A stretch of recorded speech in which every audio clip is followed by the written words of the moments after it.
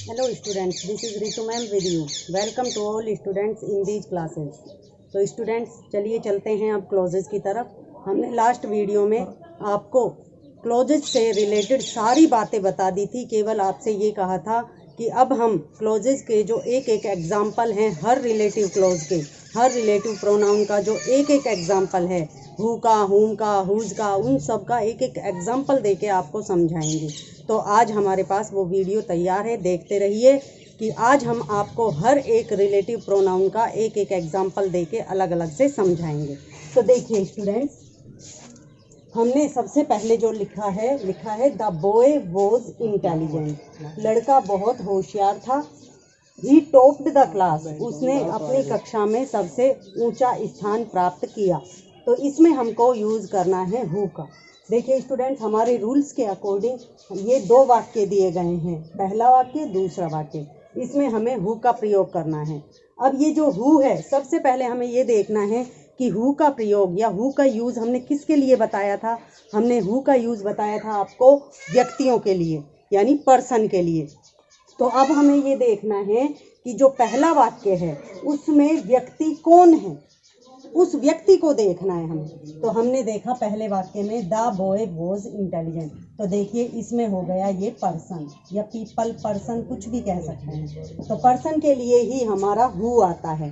तो हमने देख लिया कि पहले वाक्य में जो हु है, ये सॉरी जो पर्सन है, उसके लिए द बॉय आया है। अब हमें ये देखना है कि इस द बॉय के लिए दूसरे वाक्य में क्या प्रोनाउन आया है, क्योंकि आपको पता है कि दूसरे वाक्य में निश्चित रूप से व्यक्ति के लिए प्रोनाउन ही आएगा। तो देखिए दूसरे वाक्य में द बॉय के लिए प्रोनाउन आया है ही। तो हम क्या करेंगे, रूल्स के अकॉर्डिंग दूसरे वाक्य में से इसको हटा के जो हु है उसे पहले वाक्य में द बॉय के बाद ऐड कर देंगे। फिर दूसरे वाक्य का शेष वाक्य लिखेंगे, उसके बाद ये वाला वाक्य हमें लिखना है। तो देखिए शुरू करते हैं। द बॉय, ये हमारा हो गया पर्सन, और ये जिसके लिए हु आया है वो द बॉय है, तो हु इसके बाद लिख देंगे। हमने हु लिख दिया। अब हमें दूसरे वाक्य में से ये प्रोनाउन हटा देना है। ही हटा दिया हमने क्योंकि ये इस बॉय के लिए आया है। अब दूसरे वाक्य का जो ये वाक्य है ये हमें यहाँ पे लिखना है, हु टॉप्ड द क्लास, ये हमने लिख दिया। अब हमारे पास पूरा वाक्य हमने लिख दिया है, the boy who topped the class. अब हमारे पास ये वाक्य और बच गया है, इसको हम यहाँ लिख देंगे, वॉज इंटेलिजेंट। तो ये हमारा हु का जो सेंटेंस था बिल्कुल कंप्लीट हो गया है। इसका अर्थ देखिए, वह लड़का, द बॉय, वह लड़का, हु जो टॉप्ड दी क्लास, जिसने क्लास में सबसे उच्च अंक प्राप्त किए, वाज इंटेलिजेंट, बहुत होशियार था। तो आप देख रहे हैं हमारे लिखने का तरीका ये हो गया कि पहले वाक्य में तो एक ही बात को दो बार कहा गया है, मतलब दो टुकड़ों में कहा गया है, लेकिन दूसरे वाक्य में जो हमने रिलेटिव क्लोज को यूज़ करके बनाया है उसमें उन दो वाक्यों को मिला के एक कर दिया गया है, बाकी अर्थ वो ही निकल रहा है। अब चलते हैं हम दूसरे वाक्य की तरफ। She came here in winter. हम वहाँ तक वाक्य को लिखेंगे जहाँ तक हमारा जो ब्रैकेट में जो हमारा वर्ड दिया गया है उससे संबंधित वाक्य का वर्ड वहाँ तक नहीं आ जाता जहाँ तक हमें वाक्य लिखना है। तो देखिए समय को सूचित करने वाला वर्ड यहाँ पे विंटर है, तो हमने विंटर तक ही पूरा वाक्य लिखा। उसके बाद हम लगा देंगे वैन। अब वैन को सूचित करने वाला शब्द इसमें है देन, तो इसे हटा के ये वाक्य लिख देंगे, इट वाज वेरी कोल्ड। तो देखिए इसका अर्थ हो गया है, पहले इसका अर्थ करते हैं, she came here in winter, वह यहाँ सर्दियों में आया।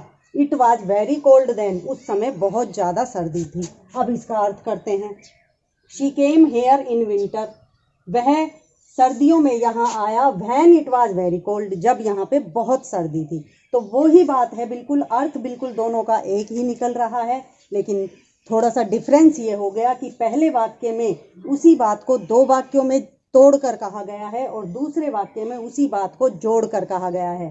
तो चलते हैं तीसरे वाक्य की तरफ। This is the hotel we stayed here last month. तो देखिए इस वेयर से हमें पता चल रहा है कि वेयर होता है एक स्थान बोधक शब्द, यानी कि ये स्थान से अवगत कराता है। तो सबसे पहले तो हम पहले वाक्य में स्थान सूचक वर्ड देखेंगे कि कौन सा आ रहा है। दिस इज द होटल, तो हमें पता है जो होटल है वो स्थान का नाम दिया गया है, तो हमें वेयर तो होटल के बाद लगाना है। अब हमें ये सोचना है कि दूसरे वाक्य में से वेयर को संबोधित करने वाला, यानी कि वेयर का आंसर देने वाला वर्ड कौन सा है, उसे हटाना है। तो हमने आपको लास्ट वीडियो में ये बता दिया था कि वेयर को जो भी वर्ड संबोधित करेगा या जो भी वेयर का आंसर होगा वो हेयर आएगा या देयर आएगा, उस वर्ड को वहाँ से हटाना है। तो चलिए इसका आंसर लिखना शुरू करते हैं। This is the hotel where we stayed last month. देखिए इसकी हिंदी हम करके देखते हैं। दिस इज द होटल, यह होटल है। We stayed here last month, यहाँ पर हम पिछले महीने रुके। अब इसका एक ही वाक्य में किस प्रकार से हम लिखेंगे। दिस इज द होटल, यह होटल है।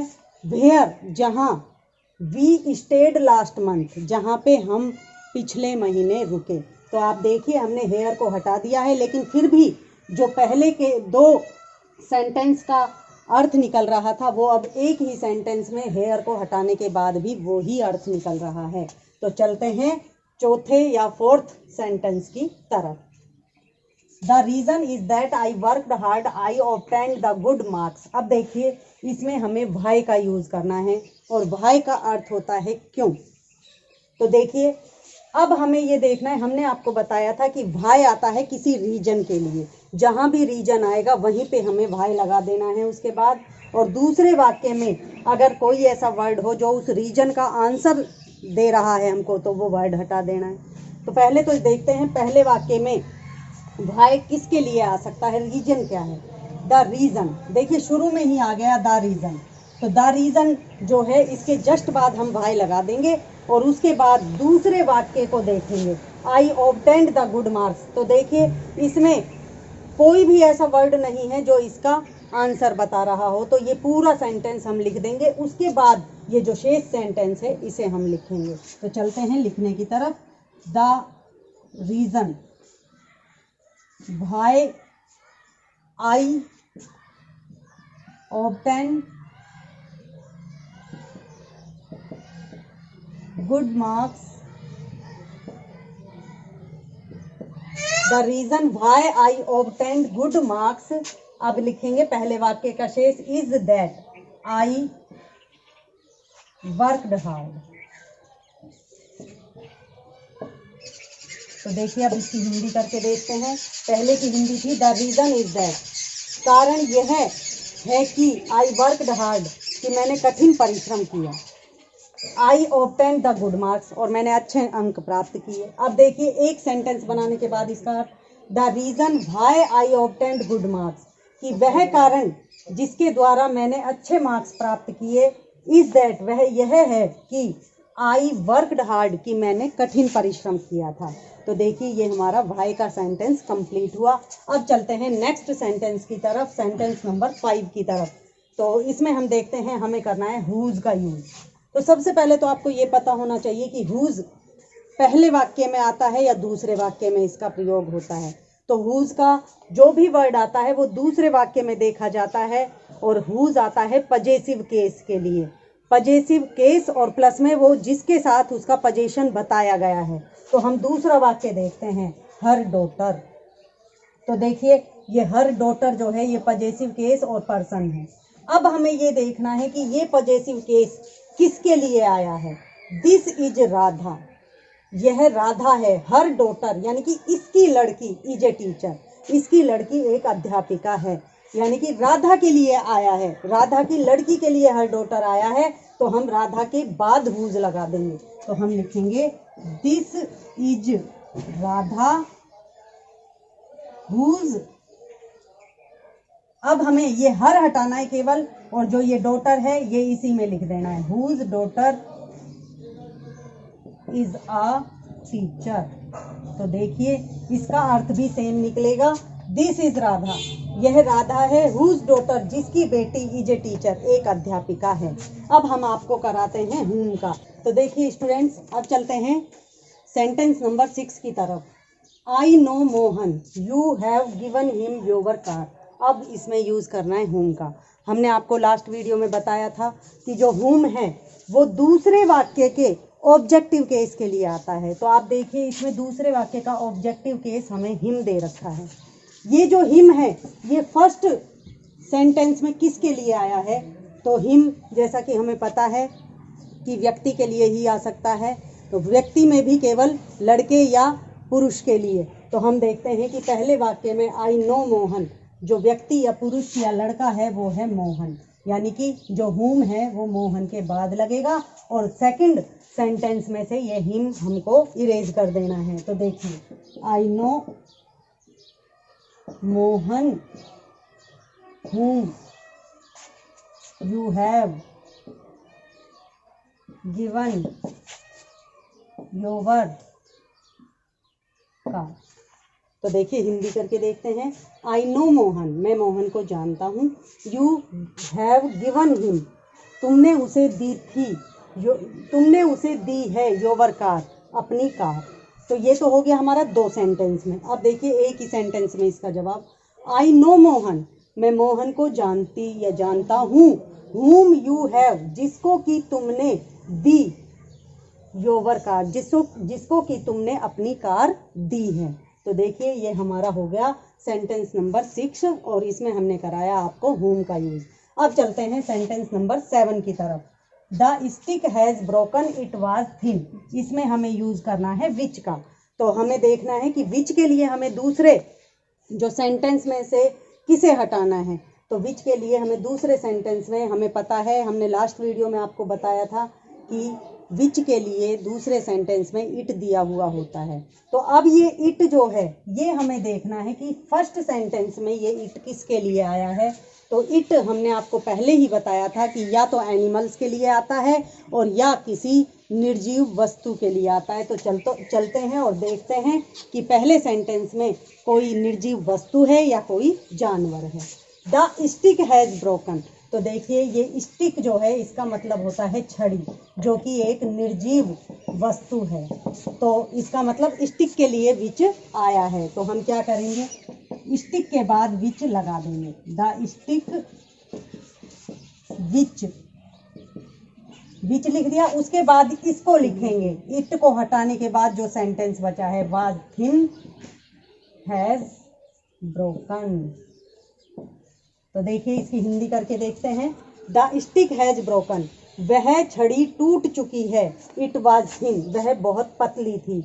इसमें विच का हमने यूज किया तो क्या बना, the stick which was thin, वह छड़ी जो बहुत पतली थी, हैज ब्रोकन, वह टूट चुकी है। तो आप देख रहे हैं अर्थ बिल्कुल एक है, लेकिन लिखने का, समझाने का तरीका अलग हो गया है। चलते हैं सेंटेंस नंबर 8 की तरफ। All the fruits are eaten by animals, they fell। अब देखिए हमें इसमें that का यूज करना है। हमने आपको पहले ही बता दिया था कि that का यूज हम किसी भी पर्सन के लिए भी कर सकते हैं या किसी जानवर के लिए भी कर सकते हैं या किसी भी वस्तु के लिए भी कर सकते हैं। तो अब हमें ये देखना है कि दोनों ही सेंटेंस में कॉमन वस्तु क्या है। तो चलिए चलते हैं। सबसे पहले हम दूसरे सेंटेंस में देखते हैं, क्योंकि इसमें केवल 2 ही वर्ड दिए गए हैं, दे फेल। तो इसमें जो नाउन को संबोधित कर रहा है, नाउन से रिलेटेड जो वर्ड है, जो प्रोनाउन दिया गया है वो है दे। अब हम ये देखते हैं कि ये जो दूसरे सेंटेंस का दे है ये पहले सेंटेंस में किसके लिए आया है। तो चलिए चलते हैं। दे का मतलब होता है वे। All the fruits are eaten by animals. अब देखिए इसमें जो एनिमल्स है उसके लिए भी आ सकता है दे और फ्रूट्स के लिए भी आ सकता है। तो अब हम कैसे पता लगाएं? पता चलेगा, आप देखिए इधर दूसरे सेंटेंस में फेल का मतलब होता है गिरना। तो एनिमल्स गिरते थोड़ी हैं, तो जो फ्रूट्स हैं वो तो पेड़ से नीचे गिर सकते हैं। तो इसका मतलब हम समझेंगे कि दे आया है यहाँ पे फ्रूट्स के लिए। तो देखिए ऑल द